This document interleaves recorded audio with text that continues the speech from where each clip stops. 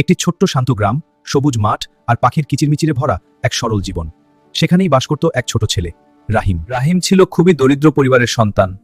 তার বাবা দিনমজুর আর মা ছিলেন ধৈর্যশীলা এক গৃহিণী। অভাব ছিল, কিন্তু ছিল না ঈমানের ঘাটতি। বাবা, কখনো মিথ্যা বলবে না। আল্লাহ সত্যবাদীদের ভালোবাসেন। এই কথাগুলো রাহিমের হৃদয়ে গেঁথে গিয়েছিল। একদিন পথে হাঁটতে হাঁটতে রাহিম একটি টাকার থলি পেল। ভেতরে ছিল অনেক টাকা। তার ছোট্ট হৃদয় কেঁপে উঠল। এক মুহূর্তের জন্য মনে হলো এই টাকা দিয়ে তো সংসারের কষ্ট দূর হতে পারে, কিন্তু সঙ্গে সঙ্গে মনে পড়ল মায়ের কথা। রাহিম সিদ্ধান্ত নিল সে সত্যের পথেই চলবে। সে থলিটি নিয়ে মসজিদের দিকে রওনা দিল। মসজিদে গিয়ে সে ইমাম সাহেবের হাতে থলিটি তুলে দিল। বলল, হুজুর, আমি রাস্তায় এটা পেয়েছি। ভালো কাজ করেছো। যার এই টাকা হারিয়েছে নিশ্চয়ই সে চিন্তায় আছে। গ্রামবাসী, কিছু টাকা পাওয়া গেছে, প্রমাণ দিয়ে টাকাগুলো নিয়ে যেতে পারো। কিছুক্ষণ পর এক বৃদ্ধ লোক কাঁদতে কাঁদতে এলেন।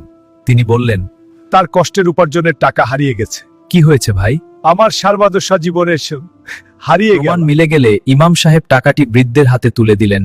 বৃদ্ধের চোখে আনন্দের অশ্রু ঝরতে লাগলো। বৃদ্ধ লোকটি রাহিমের জন্য দুহাত তুলে দোয়া করলেন। সেদিন রাহিম শিখল, সত্যের পথে থাকলে আল্লাহ নিজেই উত্তম প্রতিদান দেন।